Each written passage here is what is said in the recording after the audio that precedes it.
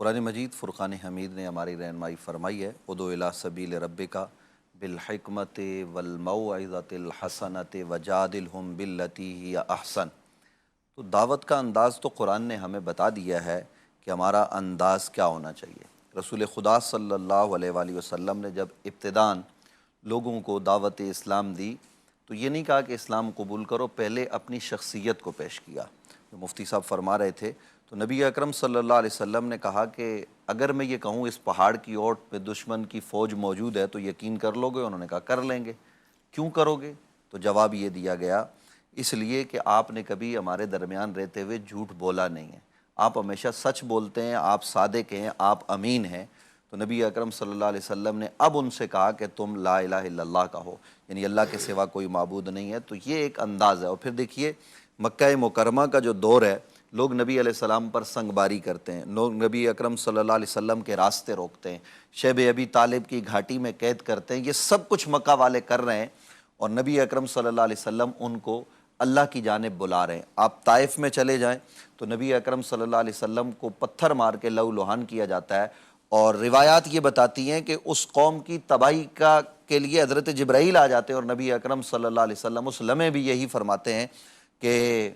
میں اللہ کی جانب سے رحمت بن کے آیا ہوں۔ اور جب مدینہ منورہ آمد کے بعد نبی اکرم صلی اللہ علیہ وسلم جانب مکہ جاتے ہیں اور مکہ فتح ہوتا ہے، تو وہ لوگ آج ہمیں بدلے کا موقع ملتا ہے تو ویس ربانی صاحب باوجود اس کے کہ ہماری وضع قطع علماء والی ہے، لیکن ہمیں بھی کہیں کسی جگہ پر کسی سے بدلہ لینے کا موقع ملتا ہے تو ہم چاہتے ہیں کہ اس کا وہ پرانا بدلہ چکا دیا جائے، باقی نہ رہے۔ لیکن نبی اکرم صلی اللہ علیہ وسلم کو پورا موقع ملا، اور کن کے خلاف ملا؟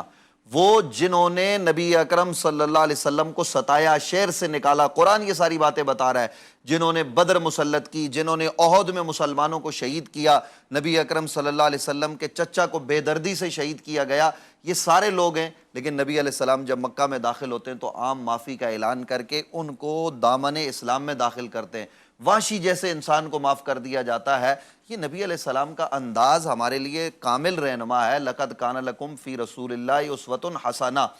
ہم اس کو نمونہ بنا کر جب آگے بڑھیں گے تو صحابہ کرام کا جو طرز زندگی ہے اس کو اپنائیں گے، جو اولیاء اللہ کی تعلیمات ہیں وہ کیا ہیں؟ وہ آنے والا اگر آتا تھا وہ برا بلا بھی کہتا تھا، وہ کہتے تھے اس کو روٹی پیش کرو، پھر اس کے بعد اس سے اللہ رسول کی بات کریں گے۔ تو ویس ربانی صاحب، آج پاکستان میں جس ملک میں ہم رہ رہے ہیں، جس کا آج جشن آزادی بھی ہے، ہونا تو یہ چاہیے کہ جشن آزادی 27 ہی کو منائیں، لیکن 14 اگست کو بھی لوگ مناتے ہیں۔ 27 رمضان المبارک کی بابرکت ساعتوں میں یہ جو ملک ملا ہے، اس ملک میں یہ جو افراتفری نظر آتی ہے، دیکھیے ایک طرف ہم یہ کہتے ہیں کہ پاکستان اللہ کی نعمت ہے، اور جتنی آزادی دین کے حوالے سے ہمیں کام کرنے میں پاکستان میں ہے، یہ میرا پورا دعویٰ ہے کہ کسی اور ملک میں اتنی آزادی نہیں ہے۔ اگر کہیں ایک دو ملک ہیں تو وہاں پر صرف ایک ہی فقہ کی یا ایک ہی اس کی بات ہو سکتی ہے، لیکن پاکستان میں سب کو اپنا کام کرنے کی جو ہے وہ اجازت ہے، یہاں تبلیغی جماعتیں سب کچھ ہے۔ لیکن دوسری طرف یہ کہ یہ ملک جس مقصد کے لیے بنا تھا کہ یہاں لا الہ الا اللہ محمد رسول اللہ کا نظام بھی قائم ہو،